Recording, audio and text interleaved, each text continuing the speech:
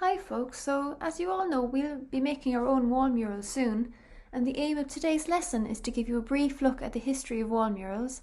I want to show you that wall murals are so much more than just painted walls. They're full of meaning, and sometimes they're used as a form of political protest and as a means of communication, and they also bring beauty to mundane urban spaces. I mean, just look at how Waterford Walls, for example, has transformed the city, or indeed the Ardu project here in Cork. We would have seen some of those wall murals from Ardu on our city tour there earlier on in the year. So without a doubt, murals have been around for as long as people, and even during prehistoric times, mankind was inspired to create. So take, for example, these cave paintings from the Lascaux grottos in southern France. They're estimated to be up to 20,000 years old, and the paintings mainly consist primarily of large animals once native to the regions. These paintings are not rudimentary by any means, and even some of them show this idea of an animal in motion that the artist was trying to capture, so they're quite detailed and really beautiful.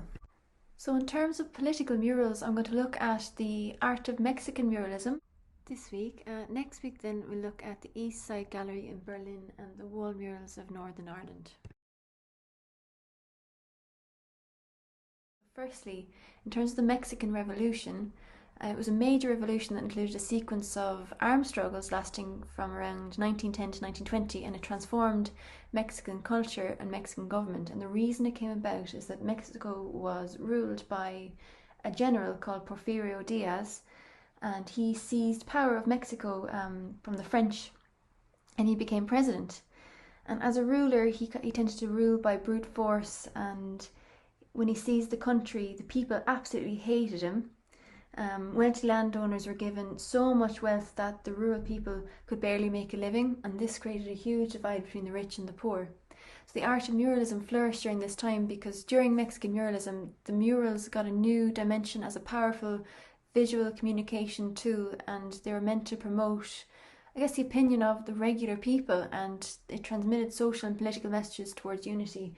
This would have been a time where a lot of people actually couldn't read, so the visual image and the way that it can communicate a message would have been vital, absolutely vital to getting that message and that sense of bringing people together and creating a sense of revolution would have been really vitally important. So in relation in particular to the Mexican Revolution, it's probably safe to say that no other movement proposed and produced art for the people quite like Mexican mural painting.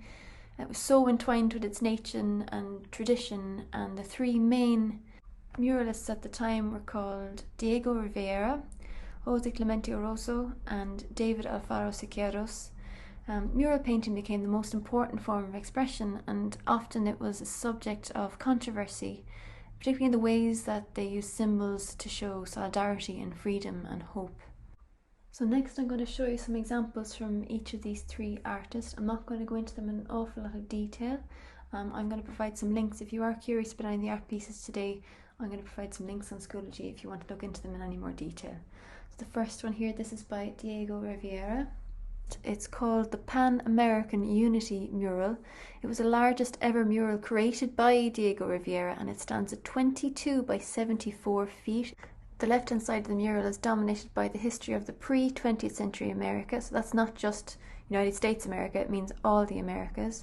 And the right-hand side of the mural represents modernity, so you can see tractors ploughing over the fields and a large conveyor belt filled with chunks of rock and gold and things like that.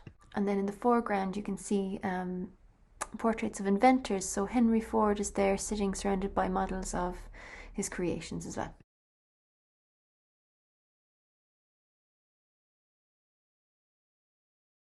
This is another Rivera mural. It's called In the Arsenal. It was painted in 1928.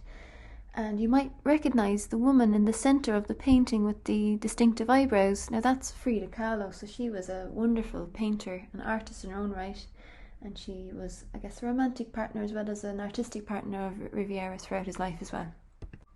Now this is a José Clemente Orozco wall mural. It's called The Epic of American Civilization. In this painting, Orozco was depicting the impact of indigenous and European peoples on North America and reacting to the horrors of the Mexican Civil War and World War I. This is another Orozco mural called The Zapatistas. Now, the Zapatista was an army of Mexican people who went to war against the Mexican government in an effort to gain freedom and increase the standard of living for the regular working people in Mexico. Now, this is an example of a mural by David Alfaro Siqueiros. This one's called From the Dictatorship of Porfirio Diaz to the Revolution, the Revolutionaries.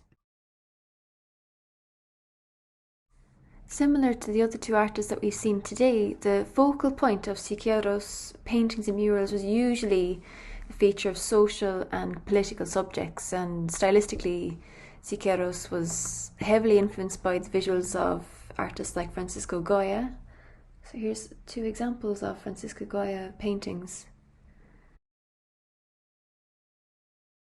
And all kinds of religious art and the dynamics of Italian futurism.